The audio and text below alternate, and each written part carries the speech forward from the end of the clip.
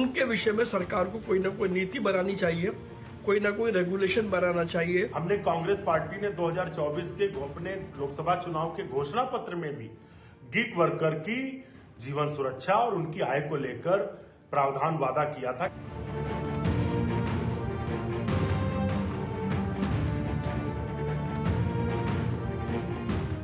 लेकिन आपकी आवाज केंद्र सरकार ने सुनी और उस पर कार्रवाई भी करी।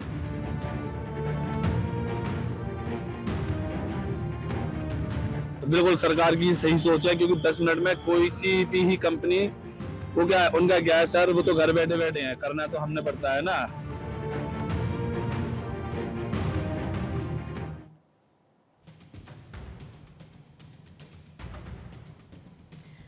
नमस्कार, आप सभी का स्वागत करती हूँ भारत 24 पर। मैं हूं आपके साथ पूर्णिमा मिश्रा। शाम के 6 बज चुके हैं और वक्त है दहाड़ का। क्या आपको भी आदत हो गई है कि बटन दबाया नहीं कि 10 मिनट में घर की घंटी बज जाए? हमें सब कुछ पलक झपकते चाहिए, लेकिन क्या आपने कभी ये सोचा है कि इस 10 मिनट की जल्दबाजी की कीमत सड़क पर दौड़ रहा वो डिलीवरी बॉय अपनी जान जोखिम में डालकर चुका रहा हो सकता है। गिग वर्कर्स की हड़ताल के बाद सरकार एक्शन में है। श्रम मंत्री मनसुख मांडविया ने दखल दी और उसके बाद क्विक रिफॉर्म प्लेटफॉर्म ने 10 मिनट वाली डिलीवरी का दावा हटाना शुरू कर दिया। सरकार का रुख साफ है कि इंसानी जान की कीमत ग्रोसरी ऑर्डर से कहीं ज्यादा है। लेकिन यहां पर एक दूसरा पक्ष भी है। इन स्टार्टअप कंपनीज का कहना है कि 10 मिनट की डिलीवरी सिर्फ रफ्तार नहीं, बल्कि एक एडवांस टेक्नोलॉजी और डार्क स्टोर्स के नेटवर्क का कमाल है। ये कंपनी हजारों युवाओं को रोजगार दे रही है और देश की अर्थव्यवस्था में करोड़ों का निवेश भी लेकर आ रही है। उनका ये तर्क है कि अगर ये मॉडल सुस्त हुआ तो क्या नौकरियां कम नहीं होंगी? क्या स्टार्टअप इंडिया के इस रफ्तार भरे दौर पर ब्रेक नहीं लग जाएगा? सवाल बहुत सारे हैं। क्या हम ग्राहकों की सुविधा के नाम पर जान दांव पर लगा रहे थे, या फिर ये पाबंदी उन इनोवेटिव स्टार्टअप्स की कमर को तोड़ देगी, उनकी स्पाइन को ब्रेक कर देगी, जो कम समय में बेहतर सर्विस देने का दावा करते हैं? क्या सुरक्षा के साथ साथ इन कंपनीज का बिजनेस मॉडल टिक पाएगा? किसे होगा फायदा, किसे उठाना पड़ेगा नुकसान? आज इसी पर करेंगे चर्चा, लेकिन उससे पहले आई प्रतिक्रियाएं। केंद्र सरकार का बहुत बहुत आभार व्यक्त करता हूं और धन्यवाद करता हूं। सरकार के इस फैसले से जो डिलीवरी करने वाले लोग हैं उनको मानसिक और शारीरिक प्रताड़ना से जो भुगतना पड़ रहा था, उससे उन्हें निजात मिलेगी। 26 अक्टूबर 2025 को हमने एक बार फिर केंद्र सरकार से आग्रह किया और ये अत्यंत प्रसन्नता की बात है कि केंद्र सरकार ने हमारी बात को माना और ये निर्णय बहुत दूरगामी होगा और इससे जो वर्क फोर्स है उसका मनोबल भी बढ़ेगा, उसका स्वास्थ्य मानसिक रूप से और शारीरिक रूप से दोनों से स्वस्थ रहेगा। एक बार पुनः प्रधानमंत्री नरेंद्र मोदी जी को बधाई। आपकी आवाज शायद इन कंपनीज की मैनेजमेंट तक तो नहीं पहुंची या उन्होंने अनसुनी कर दी, लेकिन आपकी आवाज केंद्र सरकार ने सुनी और उस पर कार्रवाई भी करी। मैं सबसे पहले सेंट्रल गवर्नमेंट के इस हस्तक्षेप के लिए उन्हें बधाई देता हूं, उनका शुक्रिया अदा करता हूं, और ये उन्हीं के इंटरवेंशन से संभव हो पाया। तो आज की दहाड़ शुरू करने से पहले आइए सवाल आपके सामने रख देती हूं। पहला सवाल आज यही है, बल्ले बल्ले डिलीवरी बॉय कंपनीज के सामने क्या चॉइस? 10 मिनट की बंद सुविधा, डिलीवरी बॉय की खत्म दुविधा। पब्लिक की नीड या कंपनीज की थी मार्केटिंग स्ट्रैटेजी? गिग वर्कर्स की रफ्तार पर लगाम, किसका नुकसान? 10 मिनट का प्रेशर खत्म, गिग वर्कर्स के अच्छे दिन। हमारे साथ मौजूद हैं ऋषभ तिवारी, बीजेपी के प्रवक्ता, कांग्रेस के प्रवक्ता दीपक झा हमारे साथ मौजूद हैं, गणेंद्र भारद्वाज हैं आम आदमी पार्टी के प्रवक्ता हमारे साथ चर्चा में मौजूद, रंजन सिंह जी हैं प्रवक्ता एलजेपी आर के, सूर्य प्रकाश मैथिल जी राजनीतिक विश्लेषक के तौर पर स्टूडियो में मौजूद हैं, और अब से थोड़ी देर बाद राजीव बंसल जी जो कि इंडियन इंडस्ट्रीज एसोसिएशन के राष्ट्रीय उपाध्यक्ष हैं, वो भी हमारे साथ चर्चा का हिस्सा बनेंगे। आप सभी का स्वागत करती हूँ, लेकिन सबसे पहले शुरुआत ऋषभ तिवारी आप ही के साथ करना चाहूंगी, क्योंकि मुद्दा उठाया गया और मुद्दा उठाने के बीच में सरकार की तरफ से एक्शन लिया गया। 10 मिनट डिलीवरी हटाने को लेकर एक ऑर्डर आ जाता है कि अब 10 मिनट में डिलीवरी नहीं होगी, लेकिन इसके क्या दोनों ही एस्पेक्ट समझने की जरूरत नहीं है? एक जो राघव चड्ढा ने उठाया, सरकार ने इंटरवेन किया और इस पर होल्ड लगा दिया, लेकिन क्या आप मानते हैं कि ये उन गिग वर्कर्स और जो एक तरीके की इकोनॉमी इससे बढ़ रही थी, रोजगार के अवसर पैदा हो रहे थे, स्टार्टअप्स बूम कर रहे थे। उन स्टार्टअप्स पर क्या सख्ती के तौर पर इस फैसले को ना देखा जाए?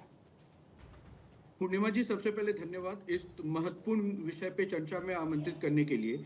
और जहां तक गिग वर्कर की बात है तो उसके लिए सरकार ना केवल आज, पहले भी कई कदम उठाई है। उनको एक एम्प्लॉयमेंट के क्षेत्र में उनको भी एक पहचान मिले, उसके लिए भी जो लेबर कानून में बदलाव आए थे उसमें भी गिग वर्कर्स की चर्चा और उनकी चिंता आदरणीय प्रधानमंत्री जी ने समय दर समय किया है। और जब इसको लेकर हमारे कुछ सांसद, चाहे वो राघव चड्ढा जी हो, चाहे प्रवीण खंडेलवाल जी हो, चाहे और भी हमारे जो सांसदगण इसको लेकर चिंतित थे, सरकार ने उनके चिंता को भी सुना और समझा है। उसको लेकर एक नया प्रावधान लेकर आए हैं। जहां तक आपने प्रश्न पूछा कि इससे कहीं ना कहीं हैम्पर तो नहीं होगा स्टार्टअप, लोग कटेंगे, एम्प्लॉयमेंट तो कहीं नहीं रुकेगी। मैं आपको बताना चाहूंगा कि जब इस तरह की स्टार्टअप लेकर मार्केट में कोई आया तो उसके इन एंड आउट, बैड और गुड एक्सपीरियंस दोनों के नापतोल को देखा जाना चाहिए। तो जब ये समय दर समय इस पे बीता तो पता चला कि इसके ड्रॉबैक्स क्या हैं। ड्रॉबैक्स ये थे कि कहीं ना कहीं लोग अब इस चीज में आने से डर रहे थे, कट रहे थे, कि लगता था सेफ्टी नहीं है, भैया जाएंगे कुछ एक्सीडेंट ना हो जाए। तो जब इस तरह की सिक्योरिटी और सिक्योरिटी दोनों दी जाएगी तो मुझे लगता है और लोग इस तरह से जुड़ेंगे और लोग अपने आप को इनरोल करेंगे और लोग अपने आप को सम्मान के साथ इस काम से जोड़ पाएंगे। तो ये ना केवल सेफ्टी का एक डिसीजन है, सम्मान का भी डिसीजन है। और पिछले बीते साल 2025 में सितंबर में भी सरकार ने गिग वर्कर्स के लिए सम्मान के तौर पे कई कदम उठाए थे। और अब जो ये कदम है मुझे लगता है इसे हर्ष के तौर पे खुले दिल से सबको स्वीकारने की आवश्यकता है।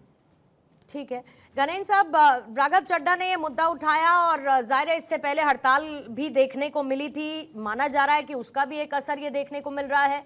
मैं क्रेडिट पर ना जाकर मैं आज की इस चर्चा में इसके अलग अलग एस्पेक्ट समझना चाहती हूँ।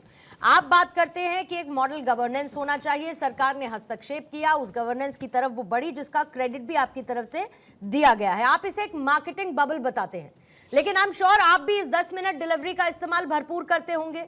आपको भी इसकी सुविधा होती होगी कि भाई 10 मिनट में किचन में पहुंचे, कोई सामान मिसिंग है, आपने ऑर्डर प्लेस किया, आपके घर पर आ गया, जो एक कस्टमर की सर्विस के हिसाब से और क्विक सर्विस के हिसाब से देखा जाता रहा है, जिसने इस पूरे के पूरे सिस्टम को बहुत एनहांस किया है। तो क्या इस पर रोक लगाने की बजाय अगर इसमें बैलेंस्ड अप्रोच अपनाई गई होती तो क्या ये विन विन सिचुएशन हर पक्ष के लिए नहीं होती, कस्टमर के लिए भी और गिग वर्कर और उनसे जुड़ी कंपनीज के लिए भी? देखिए, निश्चित तौर पर ये जो क्विक कॉमर्स कंपनीज हैं और उनमें जो गिग वर्कर्स काम करते हैं, इनके साथ अन्याय तो हो ही रहा था, अनजस्टिस तो हो ही रहा था। 10 मिनट की शर्त लगा के कि 10 मिनट में आपको डिलीवरी करनी, नहीं तो आपके इंसेंटिव कट जाएंगे, ये एक तरीके से किसी की भी जान जोखिम में डालने वाला निर्णय था। और मुझे लगता है कि जब ये क्विक कॉमर्स कंपनी ने इस तरीके की शर्त और इस तरीके की मैंडेटरी शर्त लगाई, तभी मिनिस्ट्री ऑफ लेबर को इस तरफ ध्यान देना चाहिए था, क्योंकि ये ह्यूमन राइट्स का भी वॉलेशन है। और इस पूरे प्रोसेस के अंदर अब तक हजारों लोगों की जान जा चुकी है, हजारों गिग वर्कर्स की जान जा चुकी है कि 10 मिनट के अंदर डिलीवरी करना था, उसमें एक्सीडेंट हो गया, उनकी डेथ हो गई। उनके परिवार वाले आज भी दुखी, उनके परिवार वालों का दुख कौन जाके बांटेगा? सरकार ने अगर ये जब एक क्विक कॉमर्स कंपनी ने जब ये निर्णय लिया था, जब ये पॉलिसी बनाई थी, तब सरकार को इंटरवेन करना चाहिए था। लेकिन हजारों बच्चों की जान चलेगी, किसी ने नहीं ली। आज जब ये इशू पूरे देश में एक हिटअप इशू हुआ, इस पे पूरे देश में चर्चा शुरू हुई, पूरे देश में ये जो कम्युनिटी थी गिग वर्कर्स, ये तो एम्प्लॉय भी नहीं थे, ये तो कोई आवाज भी नहीं उठा सकते थे, ये तो एक तरीके से ना कॉन्ट्रेक्चुअल एम्प्लॉय थे ना परमानेंट एम्प्लॉय थे, ये तो एक तरीके से ये आप लगाओ कि डेली लेबर्स की तरह काम कर रहे थे। डेली लेबरर्स ऐसी और भी हैं देश में, करोड़ों लोग हैं डेली लेबरर्स, जिनके हित का, जिनके इंटरेस्ट का ख्याल सरकार को रखना पड़ेगा। ये सरकार ने अगर कदम उठाया तो सरकार को ये भी देखना पड़ेगा कि जो अग्निवीर योजना इन्होंने चलाई है, उनको भी अब 4 साल की एम्प्लॉयमेंट दे रहे, उनका भी कोई भविष्य नहीं है, उनका भी आगे कुछ नहीं है। नई शर्त और जोड़ देगी कि अग्निवीर जो हैं वो शादी भी नहीं कर पाएंगे। उनको प्रायोरिटीज नहीं है क्या? सरकार चल रही किस तरीके उनको प्रायोरिटीज नहीं है क्या भारद्वाज जी? नहीं, देख पूर्णिमा जी, पूर्णिमा जी, मेरा ये मानना है कि पूरे देश में लेबर लॉज को रिफॉर्म्स करने की जरूरत है। और ऐसी बहुत अनऑर्गेनाइज सेक्टर में लेबर काम कर रही है जिनके आपको उनको भी प्रोटेक्शन देना पड़ेगा, उनका भी ध्यान रखना पड़ेगा। आज देश के अंदर करोड़ों लेबर्स हैं जो डेली काम करते हैं, जिनका कुछ भी नहीं है, जिनको कोई सोशल सिक्योरिटी नहीं है, जिनको कोई सरकार से संरक्षण नहीं है, जिनका कोई ईएसआई नहीं, जिनका कोई पीएफ नहीं है। ऐसे करोड़ों लोगों की तरफ भी सरकार को ध्यान देना पड़ेगा, क्योंकि इस ई कॉमर्स कंपनी के खिलाफ पूरे देश में एक माहौल बना, एक क्विक कॉमर्स कंपनी की, तो सरकार ने एक निर्णय लिया। लेकिन मेरा यह मानना है कि देखिए, राजनीति का विषय नहीं है, ये करोड़ों लेबरर्स के जान का, उनके सम्मान का, उनकी जो उनको सोशल सिक्योरिटी सरकार का देने का काम है, सरकार को देना चाहिए। और मेरा ये मानना है कि जो अनऑर्गेनाइज सेक्टर में जो करोड़ों लोग काम कर रहे हैं, उनके लिए भी सरकार को लेबर रिफॉर्म्स करने चाहिए। और इस सरकार ने तो बड़े बड़े वायदे करे थे। ये तो सरकार कह रही थी हम गरीब के साथ हैं, हम कॉन्ट्रेक्चुअल एम्प्लॉय के साथ हैं। इस सरकार के आने के बाद तो आप ये हो रहा है कि जो लेबरर्स हैं उनके राइट्स का लगातार वायलेशन हो रहा है। लेबर मिनिस्ट्री सोई हुई है, लेबर लॉस के नाम पे पूरे का पूरा उत्पीड़न हो रहा है, पूरा का पूरा कॉर्पोरेट जो क्रोनी कैपिटलिज्म वाला जो इनका जो मॉडल है, उस क्रोनी कैपिटलिज्म के नीचे लेबरर्स की, एम्प्लॉयज के राइट्स की धज्जियां उड़ रही हैं। तो मुझे लग रहा है कि सरकार का ध्यान इस तरफ नहीं है। ठीक है, सरकार ऋषभ जवाब देंगे इसका, फिर मैं दीपक जी आपके पास, रंजन जी आती हूं, मैं तो काम करने की जरूरत है। पूर्णिमा जी, देखने का दो पहलू है। पहला पहलू कि अगर आपको हमेशा निगेटिव बात करनी है तो अपने सांसद राघव चड्ढा से कुछ सीख लें।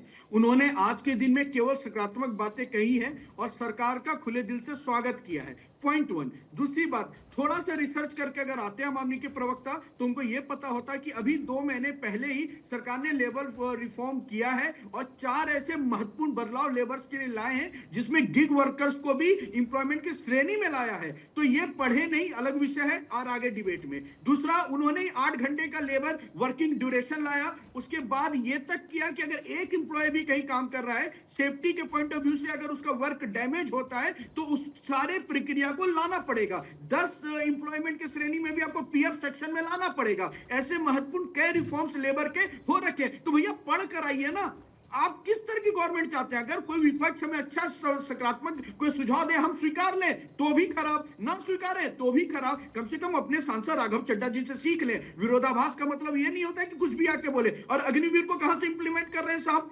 अग्निवीर को कौन छोड़ दे रहा है? पता होना चाहिए। जब 4 साल वो जॉब कर वहां से निकलेंगे देश सेवा करके, देश के लिए काम करके, तो उसके बाद उनके लिए खुले तौर पे दिल में कई स्वागत के कई कार्यक्रम, कई प्रावधान, कई प्लेटफॉर्म है। तो पढ़ के आइए, कम से कम आते केवल विपक्ष का आलोचना का चुनाव बेहतर बताइए। बोले भारद्वाज जी।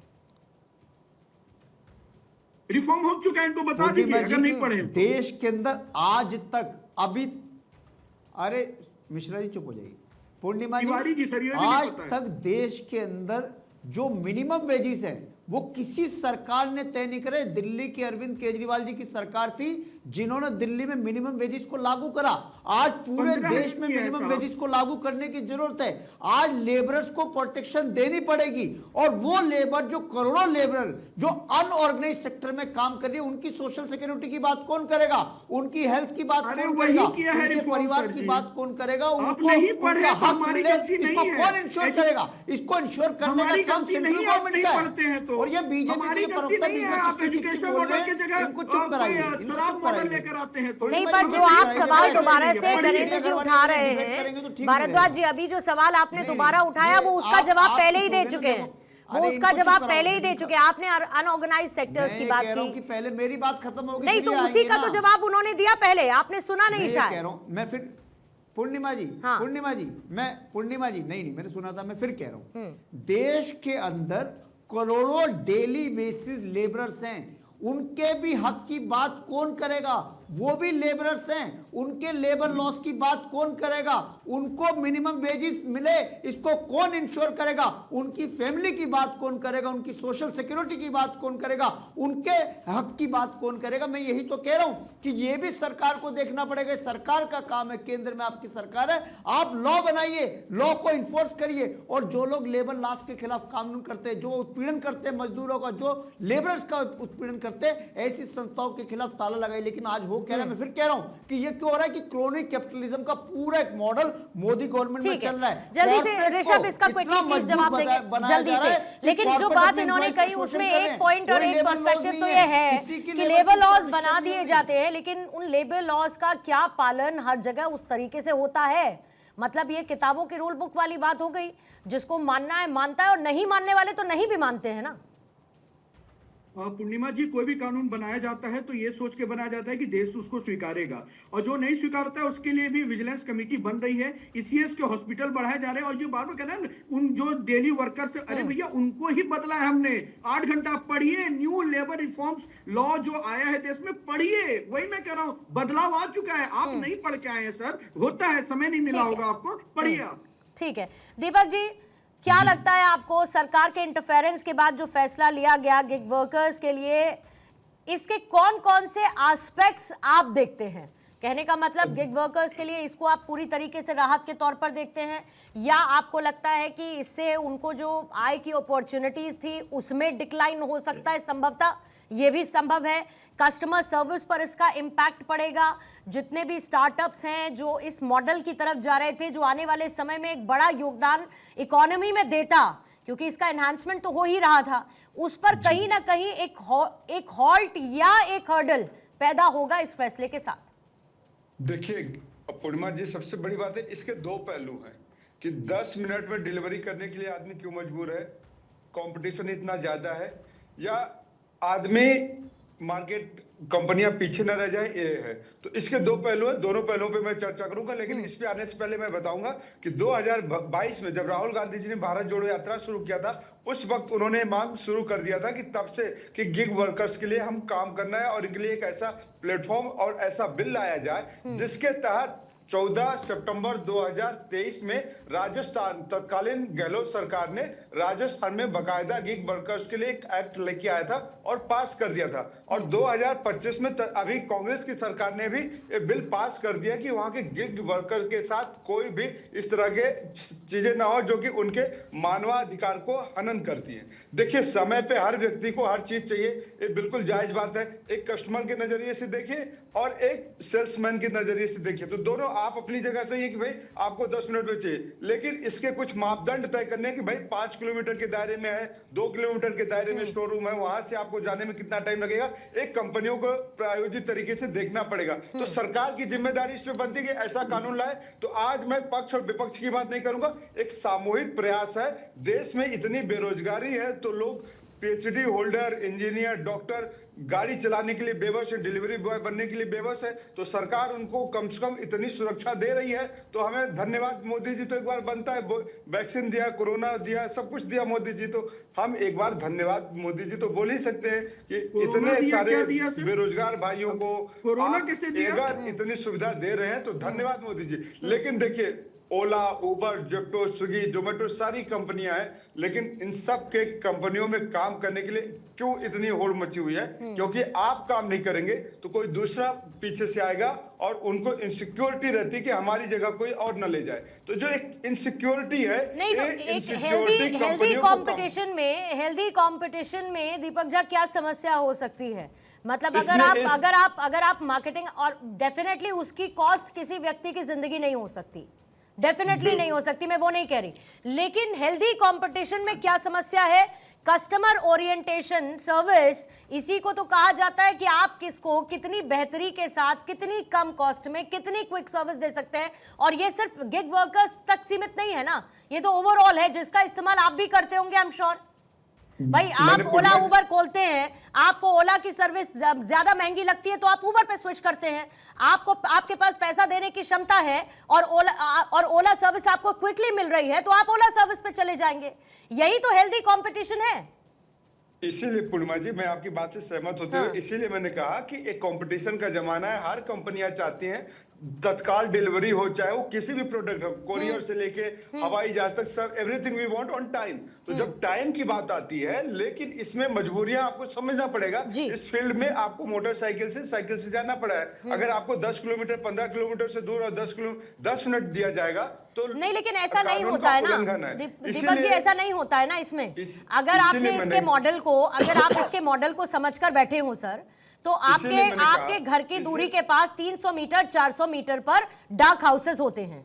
डार्क हाउसेस एक स्टोरेज फैसिलिटी की तरह काम करते हैं। जैसे मसलन सर बड़ी बड़ी कंपनीज, वेयर हाउस कंपनीज, आप अमेजॉन, फ्लिपकार्ट, इन सब का भी आप उठा लीजिए उदाहरण, तो इनके भी वेयर हाउसेस आपके घर के आसपास होते हैं। जब आप उनकी डिलीवरी को ट्रैक करते होंगे तो बताता होगा कि आपके घर के इतने नजदीक इस वेयर हाउस में, इस सेंटर में आपका प्रोडक्ट पहुंच चुका है। अब मैं ये समझना चाहती हूं कि अगर 300 मीटर की दूरी है, फिर हम अलग अलग पर्सपेक्टिव पे बात कर रहे हैं, अगर 300 मीटर की दूरी है और सामान आपका पैक होने में 4 से 5 मिनट लगे सर, तो 10 से 12 मिनट में, 15 मिनट में डिलीवरी 300 मीटर में तो संभव है ना।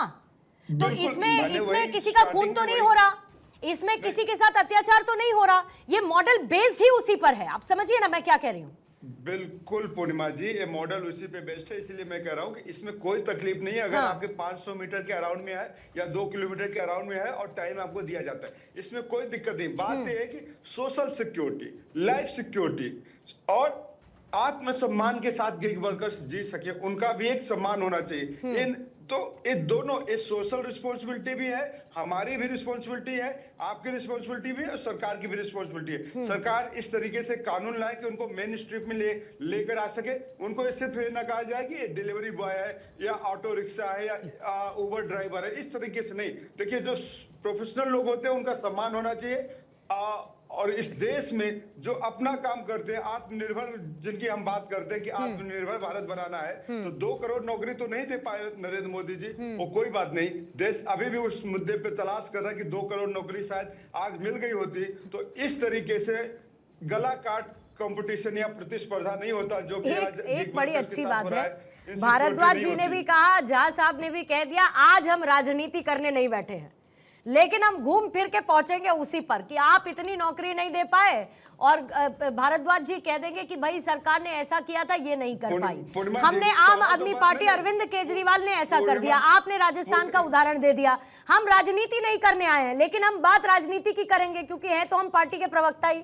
पूर्णिमा जी, अगर हमने ये कहा कि हम राजनीति नहीं करेंगे, लेकिन हम एक कहते हैं कि हमारे प्रधानमंत्री जी ने जो वादा किया था 2 करोड़ रोजगार देंगे, 2 करोड़ नौकरी, तो ये सवाल तो पूछ सकते हैं ना। बिल्कुल पूछा जा सकता है। सवाल पूछना अगर राजनीति है तो कहिए, तो मैं राजनीति छोड़ देता हूँ, सन्यासी बन जाता हूँ। नहीं, क्यों सन्यासी क्यों बनेंगे आप सन्यासी क्यों बनेंगे भाई दीपक झा जी? नरेंद्र मोदी जी की फिर दहाड़ में कौन आएगा आप सन्यासी बन जाएंगे तो मैं वही कह रहा हूँ, तो राजनीति में बैठे हुए तो राजनीतिक सवाल तो पूछेंगे हम। नरेंद्र मोदी जी की तरह तो हम डमरू बजा नहीं सकते कि डमरू बजाए और सारी समस्या का हल हो जाए। तो नरेंद्र मोदी जी डमरू बजा सकते हैं, नरेंद्र मोदी जी गुफा में जा सकते हैं। तो आप गुफा में जाने से भी समस्या है आपको, आध्यात्म की तरफ कोई जाए तो उसमें भी समस्या हो सकती है। ठीक है, संभवतः मैं आपको उसके लिए ब्लेम नहीं करूंगी।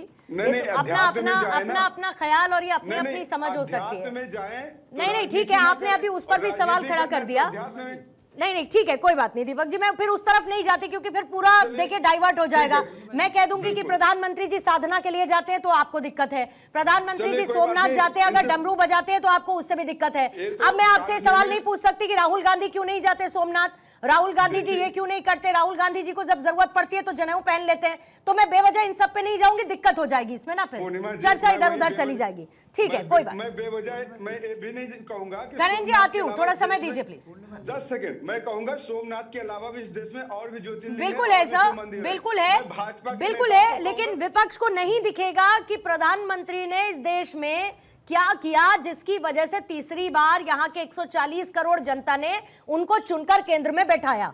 मैंने कहा ना कि इस पर बहस चलेगी तो फिर बहुत इधर उधर चली जाएगी। वापस से मुद्दे पर आ जाते हैं, वापस से मुद्दे पर आ जाते हैं, तो भाजपा के लोगों को वापस से मुद्दे पर आ जाते हैं। रंजन सिंह साहब, इनको शिव जी डमरू से दिक्कत है, ये टोपी पहन के राहुल गांधी घूमते हैं, उससे दिक्कत नहीं है। तो भाजपा के प्रवक्ताओं को तो कुछ पता ही नहीं होता है। चलिए, आपको तो पता है ना, उनको नहीं पता तो आपको तो पता है ना, सारा ज्ञान कांग्रेस अल्लाह से शब्द है, जब बोलते आपको तो पता है ना, आपको पता है ना। चलिए, उनको नहीं पता है, शिव जी से दिक्कत है आपको, डमरू से दिक्कत है, सोमनाथ मंदिर से दिक्कत है, क्या चाहते हैं? मक्का मदीना चले जाएं, मक्का मदीना चले जाएं। वापस से आ जाते हैं चर्चा पे, संस्कृति सोमनाथ है, वापस से मक्का चर्चा पे मदीना आ नहीं जाते है। हैं। मैं डिबेट नहीं होना चाहती, इसीलिए मैं इन बातों को रोक रही हूँ। चर्चा पे आ भारत जाते की हैं। संस्कृति दीपक झा जी सोमनाथ है, मक्का मदीना नहीं है। रंजन सिंह साहब, अरे- क्या यहाँ अरे पर ऋषभ आपको तिवारी लगता जी, है जरा कि बता दीजिए कंपनीज कितने की ज्योतिर्लिंग हैं? भूमिका भी आपको इसमें सोमनाथ बड़ी की यात्रा होनी बताइए, चाहिए पूरे थी? ज्योतिर्लिंग का नाम बता हम दीजिए। सारा का सारा ठीकरा कितने फोड़ दें कि भाई ज्योतिर्लिंग हैं? सरकार को बता क्या दीजिए, करना बता चाहिए। दीजिए, चलिए। कंपनीज अगर आप अपने प्रत्यक्ष बिजनेस को में एक्सपैंड कर रही हैं, अगर कंपटीशन में आ रही हैं, अगर गिग वर्कर्स एक बड़ी इकोनॉमी में योगदान दे रहे हैं, अगर उनका इन्वॉल्वमेंट है, अगर उससे वो कंपटीशन करते हुए पैसा ज्यादा कमा रहे हैं, तो कंपनीज की भी at the same time bigger responsibilities थी, जिसको अनदेखा किया गया। और बहुत अच्छा हुआ कि राघव चड्ढा ने मुद्दा उठाया और सरकार ने इंटरवेन करते हुए इस मुद्दे को सुलझा दिया। रंजन सिंह साहब, देखिए पूर्णिमा जी नमस्कार, सारे को पैनलिस्टों को भी नमस्कार। पूर्णिमा जी, ये सामाजिक जो मुद्दा है, जिस तरीके से ये उठाया गया माननीय राघव चड्ढा जी के द्वारा, मैं उनको भी साधुवाद देता हूँ। और साथ में हम अपने सरकार के प्रयास को भी साधुवाद देते हैं कि हमारे सरकार ने उस पर सुना और कार्रवाई किया। हमारे आम आदमी पार्टी के प्रवक्ता जो बोल रहे थे, इनको पता नहीं है कि 29 साल पुराने जो कानून थे लेबर लॉज के, वो खत्म करके 21 नवंबर 2025 को नए कानून लाए गए, जिसमें code of wages, code of industrial relation, code of social security of the labour, ये सारे मामला पे बड़े व्यापक बदलाव किए गए। इनको सिर्फ और सिर्फ राजनीति करना आता है, लेकिन एक अच्छा प्रयास आज बहुत अच्छा लगा कि क्योंकि कांग्रेस के मित्र भी हमारे प्रधानमंत्री जी के प्रयास का या काम का सराहना किए। मुझे लगता है कि मैं जब से मैं राजनीति में हूं, तब से पहली बार कांग्रेस के किसी प्रवक्ता ने ऐसा बोला है प्रधानमंत्री जी के लिए। मैं इनको भी साधुवाद देता हूं, लेकिन ये समझना पड़ेगा कि सुरक्षा के साथ सेवा देना जो हमारे सरकार का संकल्प है, हमें लगता है कि कंपनियों का भी यही टारगेट होना चाहिए कि सुरक्षा के साथ सेवा देना। निश्चित रूप से हर कंपनी की प्रयास होती है कि जल्दी से जल्दी सेवा और गुणवत्ता के साथ, लेकिन सामाजिक सुरक्षा को ध्यान में रखते हुए देना चाहिए। तो सरकार का ये कदम स्वागत योग्य कदम है और कंपनियों ने अगर इस बात को माना है तो उस कंपनियों को भी धन्यवाद देना चाहते हैं, क्योंकि कंपनी ने इस बात को एडमिट किया है। लेकिन इस घोर में हमें समझना पड़ेगा। बात एक इन्होंने क्वेश्चन पूछा एम्प्लॉयमेंट को लेकर। मैं एक छोटा सा आंकड़ा देना चाहता हूं पूर्णिमा जी। ये जब हमें सरकार जब सौंपे थे 2014 में, तो लगभग 79,000 किलोमीटर का हाईवे था। आज लगभग 1.5 लाख किलोमीटर से 2.25 लाख किलोमीटर का हाईवे हो चुका है। मैं आपको कह रहा हूँ 30 से 35 किलोमीटर प्रतिदिन हाईवे बन रहा है। क्या उसमें रोजगार के अवसर सृजन नहीं हो रहे हैं? क्या इतने इंफ्रास्ट्रक्चर डेवलपमेंट अगर देश में हो रहे हैं तो क्या उसमें रोजगार का सृजन नहीं हो रहा है? इनको सिर्फ वही चीजें समझ में आती हैं जो इनको सरकारी नौकरी ही समझते हैं कि ये रोजगार होता है। सरकारी नौकरी ही रोजगार नहीं होता। ये तेजस्वी प्रसाद यादव जी जैसे बात करते हैं कि हर एक परिवार को एक सरकारी नौकरी दे देंगे, हिंदुस्तान में ये संभव नहीं है। तो इस तरीके के व्यवस्था को अगर सरकार लागू करती है पूर्णिमा जी, तो हम कहते हैं कि ये हमारे लिए गर्व का विषय है। और हमें नहीं, लेकिन ये बहुत इंपॉर्टेंट बात है कि इसमें रेगुलेशन की बात जरूर होनी चाहिए थी और बहुत पहले इस पर मैथिल साहब रेगुलेशन की बात होनी चाहिए थी। आपका जवाब लूंगी, फिर हेडलाइंस के लिए मैं जाऊंगी। रेगुलेशन ठीक है सर, ओके, जो हमारी सोशल सिक्योरिटी है या व्यवसाय का व्यवसायिक रिलेशन का जो कोड है, उस पर ऑलरेडी कानून पूर्णिमा जी बन चुके हैं। ठीक है सर। मैथिल साहब, कुल मिलाकर अगर मैं नीति आयोग के नंबर्स के हिसाब से जाऊं तो कुल मिलाकर कुल वर्कफोर्स का 7 to 8% है जो कि गिग वर्कर्स में जाता है, गिग इकोनॉमी में कंट्रीब्यूट करता है, जो कि 20-21 में 77 लाख था, तो 29 से 30 में 2.35 करोड़ 23.5 मिलियन तक ये एक्सपेक्टेशन थी कि ये चला जाएगा। जाहिर बात है कि इकोनॉमी में इनका कंट्रीब्यूशन भी बहुत बड़ा है। क्या इस एक फैसले से 7 to 8% को सुविधा देने के लिहाज से आपको लगता है कि नंबर्स में कमी दर्ज हो सकती है संभवतः?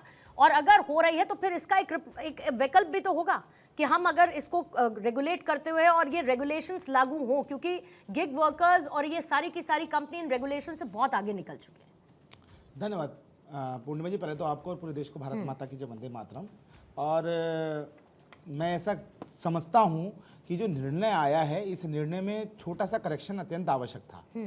भारतीय जनता पार्टी की केंद्र सरकार, माननीय प्रधानमंत्री श्री नरेंद्र मोदी जी वो पहले प्रधानमंत्री हैं जिन्होंने गिग वर्कर्स के लिए सोचा, ये मैं आपको पहले बता दूं।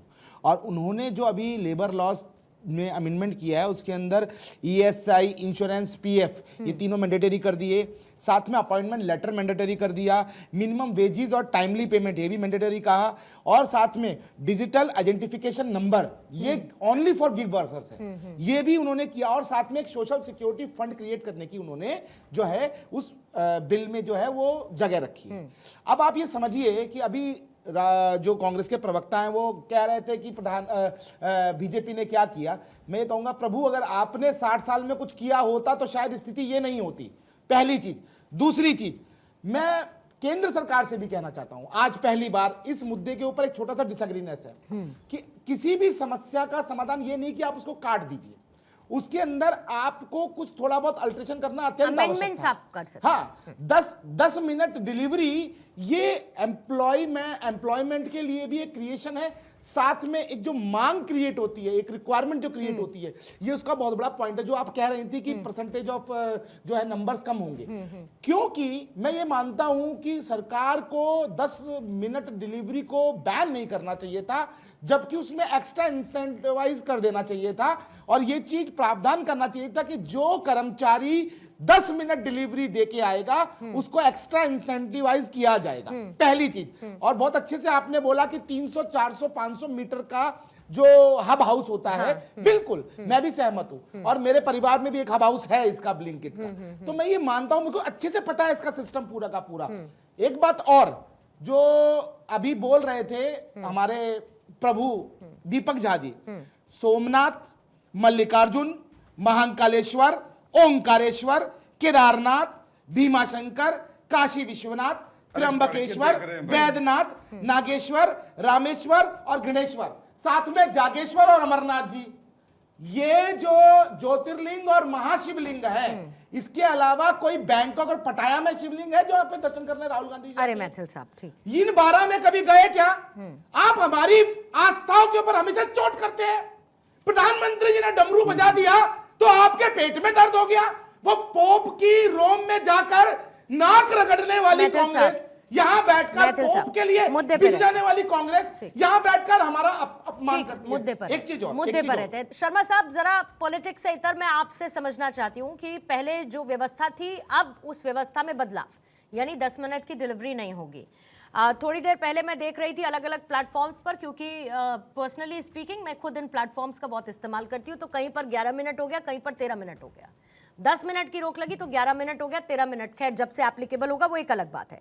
लेकिन आप इस पूरे मॉडल को क्या एक एक्स्ट्रा प्रेशर के मॉडल पर देखते हैं? आपको लगता है कि 10 मिनट डिलीवरी पर बैन से वर्कर्स को लेकर जो उनके सिक्योरिटी कंसर्न, वेजेस कंसर्न थे, उसमें हम बेहतरी की तरफ बढ़ पाएंगे, या ये एक रकस क्रिएट कर सकता है, या गिग इकोनॉमी को डेंट कर सकता है? जी सर, प्रथम तो नमस्कार सभी देशवासियों को, लोहड़ी और मकर संक्रांति की शुभकामनाएं आपको भी। मैडम ऐसा है, देखिए हमारा काम है मैन्युफैक्चरिंग करना, और मैन्युफैक्चरिंग करके उसको हम इस तरह ओपन मार्केट में नहीं बेचते हैं। और ये जो स्विगी और ये जिनकी आप बात कर रहे हैं 10 मिनट की डिलीवरी, ये एक अच्छा कॉन्सेप्ट है, लेकिन इसमें जान का जोखिम लेके चलते हैं जो डिलीवरी बॉय को। इस तरह गवर्नमेंट ने जो ये कदम उठाया है, जो डिलीवरी बॉय हैं वो अक्सर आप देखेंगे तो या तो रेड लाइट जंप कर रहे होते हैं, या रॉन्ग साइड जा रहे होते हैं, या बहुत सारे वो जो रोड लाइंस के जो रूल्स हैं उनको डिओबे कर रहे होते हैं। एक तरह से मैं कहूँगा गवर्नमेंट ने करार को थोड़ा सा टाइम दें, 10 मिनट में कोई दिक्कत नहीं है, 10 की जगह 15 हो जाए, लेकिन जान के साथ जोखिम ना करें। दूसरे बहुत सारे प्रवक्ताओं की मैं बात सुन रहा था, थोड़ा नेटवर्क का इश्यू है यहाँ पे, बीच बीच में आवाज कट होके आ रही थी।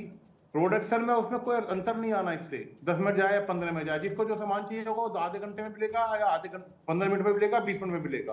और गवर्नमेंट ने जो ये कदम उठाया, मैं इसका स्वागत करता हूँ। 10 मिनट में जान से कीमती 10 मिनट नहीं है, मैं इसका स्वागत करता हूँ। इससे कोई फर्क नहीं पड़ना इकोनॉमी पे। नहीं, लेकिन सर क्या ये पूरी की पूरा जो स्ट्रक्चर था, ये उन रिफॉर्म्स को पहले ध्यान में नहीं दिया? क्योंकि होता क्या है, और जितने भी ऑनलाइन प्लेटफॉर्म्स होते हैं, और मैं साइकोलॉजी बता रही हूँ, ये साइकोलॉजी ये होती है कि पहले आदत डालो, जब आदत पड़ जाए तो फिर डिलीवरी फीस बढ़ा दो, मुनाफा कमा लो, और फिर उसके बाद और उसमें सर्विस चार्जेस, एक्स्ट्रा चार्जेस, ये चार्जेस, वो चार्जेस, क्योंकि आपने आदत लगा दी। तो ये तो पहले से ही पता था ना कि भाई ये एक तरीके का मनी मेकिंग मॉड्यूल है, तो तब रिफॉर्म्स नहीं समझ में आए थे, तब सिक्योरिटी कंसर्न्स नहीं थे इन कंपनीज को जिन्होंने 10 मिनट का कॉन्सेप्ट निकाला? जी, मैं आपकी बात से सहमत हूं, लेकिन बदलाव प्रकृति का नियम है। बदलाव अगर बेहतरी के लिए हो, अच्छे के लिए हो, तो हमेशा होना चाहिए, उसका हमें स्वागत करना चाहिए खुले दिल से। और इसमें राजनीति कतई नहीं करनी चाहिए, ना ये करना चाहिए 60 साल में ये हुआ, 50 साल में ये हुआ, 10 साल में ये हुआ, ये कर दिया मोदी जी ने, कर दिया राहुल जी ने कर दिया, उससे अलग की बात है। आपको 10 मिनट में बर्गर चाहिए, आपको मिल रहा है तो आपके लिए उससे अच्छा कुछ नहीं है। लेकिन बर्गर मिल रहा है किसी की जान की जोखिम में लेके, या बर्गर आप प्रैक्टिकली देखिए 10 मिनट में कैसे बर्गर दे देगा, या तो पुराना बना हुआ सब्जी है, 10 मिनट में प्रिपरेशन ही नहीं होती सब्जी की, आपको सड़ा हुआ खाना मिल रहा है।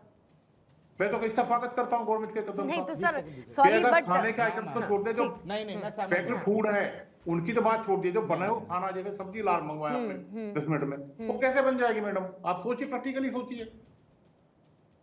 तो ये गवर्नमेंट ने लोगों के साथ अच्छा किया, मैं इसका स्वागत करता हूं। This could be a matter of discussion, a debate, क्योंकि जब ऑर्डर जाता है तो कोई भी रेस्टोरेंट जो है वो तैयार खाना तब नहीं करना शुरू करता है सर, ये सबको पता है कि बल्क में तैयार होता है फिर उसके बाद आ जाता है, बट खैर वो एक अलग डिस्कशन ऑफ टॉपिक है।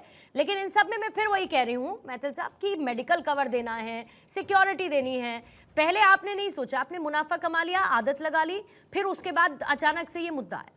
यही तो मैं कह रहा हूं कि सरकार का काम है चीजों को रेगुलराइज करना, क्योंकि प्राइवेट कंपनियां तो अपना मुनाफा कमाएंगी। आपने बिल्कुल सही बोला कि वो प्लेटफॉर्म फीस बढ़ा देंगी कि 10 मिनट में चाहिए तो प्लेटफॉर्म फीस, जो मैं कह रहा था कि एक्स्ट्रा इंसेंटिवाइज करना।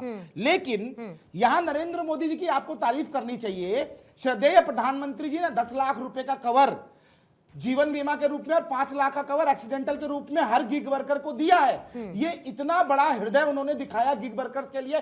60 साल तक इस देश के अंदर जो ये गैर संगठित जो क्षेत्र है, कॉन्ट्रैक्ट बेस्ड, हाँ, उस क्षेत्र के लिए कभी किसी ने काम नहीं किया। प्रधानमंत्री जी की सोच देखिए, कितनी दूरदर्शी सोच है कि उन्होंने विश्वकर्मा योजना वो जारी कर दी, साथ में साथ मुद्रा योजना में भी गिग वर्कर को एक बहुत बड़ा जो है मौका दिया है। और ये जो 2 करोड़ रोजगार, 2 करोड़ नौकरियां बोलते थे, पहले तो आपको देख के देश हंसता है, क्योंकि 2 करोड़ नौकरी इस 140 करोड़ की जनसंख्या में अगर 10 साल में 25 करोड़ नौकरी होंगी, कहां से होंगी?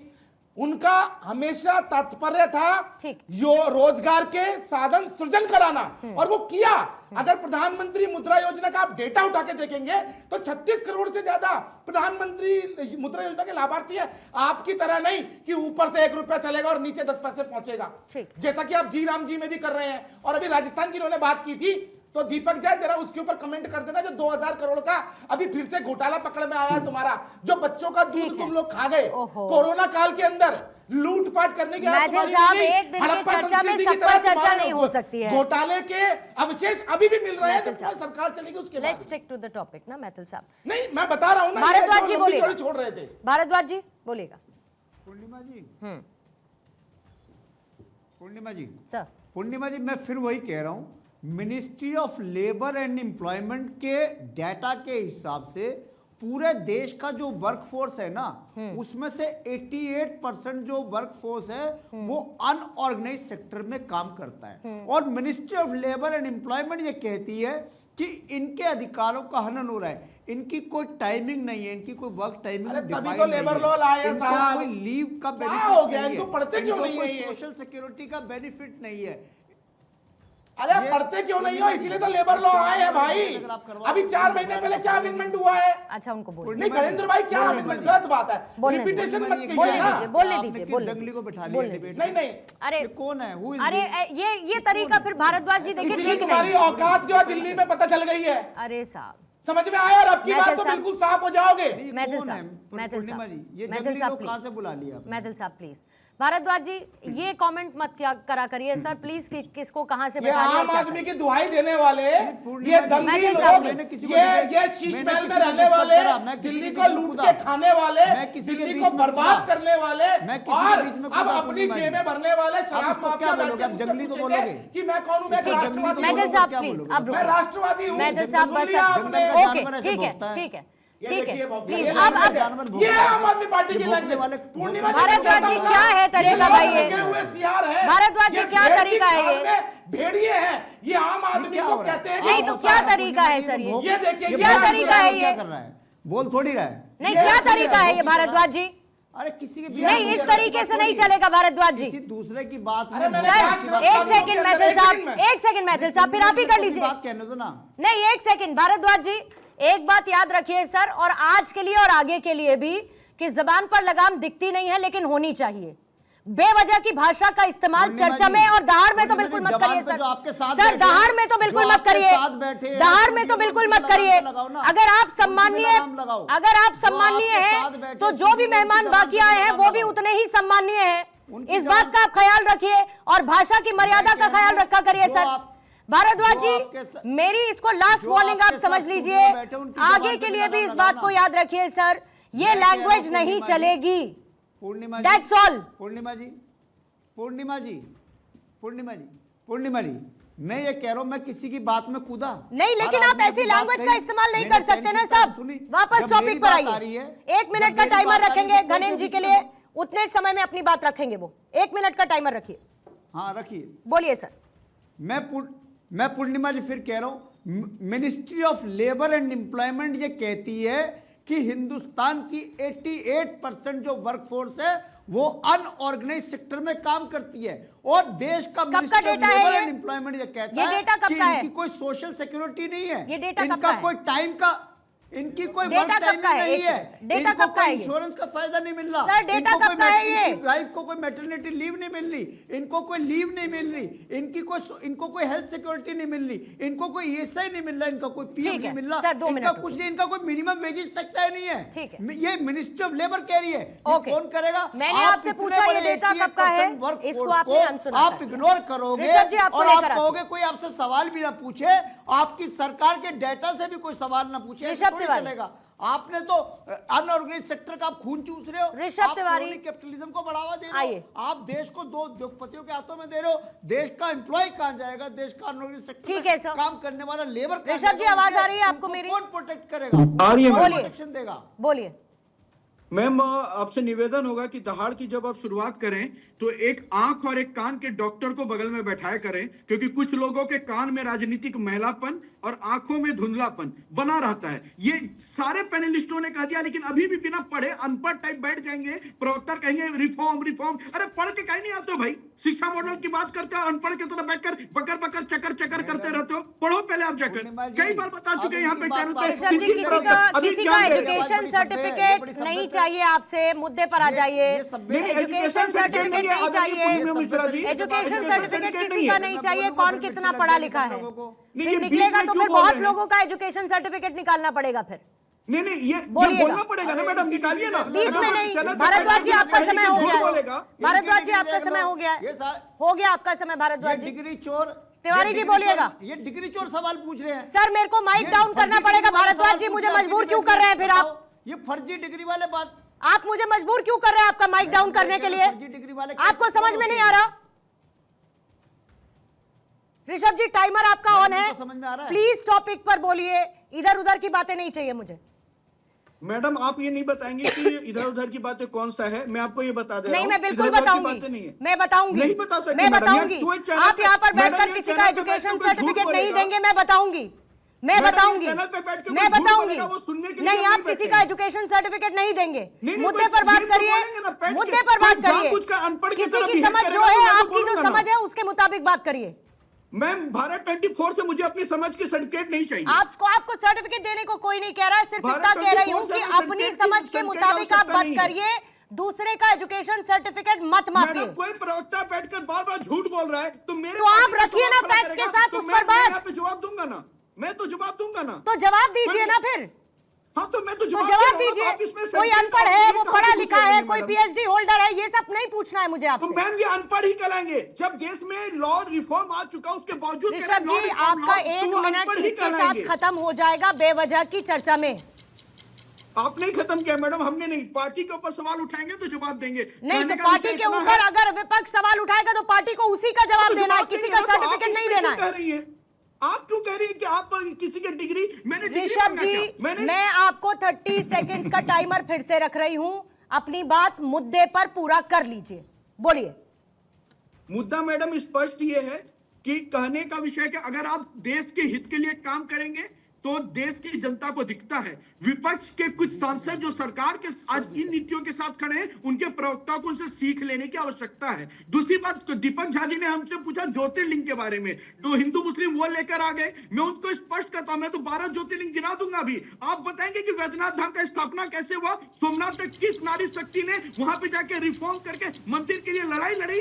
अहोल्या भाई होलकर जी का नाम भी सुने हैं, उनके अस्तित्व को बता दे दीपक झा जी, तो मैं आज आपको सैल्यूट कर दूं। दीपक जी, आपका क्लोजिंग कमेंट ले रही हूँ। हैंड टू हैंड गिना सकता हूं। और मुझे ज्योतिर्लिंग आप बताएं, ये अभी मैं नहीं पूछ रही हूं, मैं वापस से मुद्दे पर आपका क्लोजिंग कमेंट ले रही हूं जिस पर आज हम चर्चा के लिए बैठे हैं। देखिए पूर्णिमा जी, सबसे बड़ी बात यह है कि ये जो लोग कह रहे हैं कि 60 सालों में क्या हुआ, तो नेहरू जी करके जाते कि जोमेटो और स्विगी पे क्या कानून होना चाहिए, तो नेहरू जी की गलती है भाजपा के लोगों के हिसाब से, इनके हिसाब से कि नेहरू जी क्यों करके नहीं गए, 60 साल पहले क्यों कानून नहीं बन गया था। अरे भैया कुछ पढ़ लिख के आया करो, 60 साल पहले लेबर मिनिस्ट्री बन गई थी, लेबर के लिए, उनके हक के लिए कानून बन गया था। आज हमारी क्या मांग है कि जो भी कानून बने वो लेबर फ्रेंडली कानून होना चाहिए, ना कि कंपनी की फ्रेंडली कानून होना चाहिए। इसके लिए ले लीजिए सर, आप 20 सेकंड ले लीजिए, बोलिए जल्दी। 10 मिनट की बात नहीं होनी चाहिए, 10 मिनट की बात। ठीक है, मेरा निवेदन है सभी पैनलिस्ट है, जिनको की आंख और कान की बीमारी उनको भी 21 नवंबर 2025 को चारों लेबर लॉज लागू हो चुके हैं, जिनके अंदर ESI, insurance, PF, gig worker के लिए appointment letter, minimum wages, timely payment, digital पहचान संख्या और सोशल सिक्योरिटी फंड, ये सब नए लेबर लॉज में नरेंद्र मोदी सरकार ने लागू किए हैं। नहीं दिखता। रंजन जी 30 सेकंड्स आपके। रंजन जी 30 सेकंड्स आपके।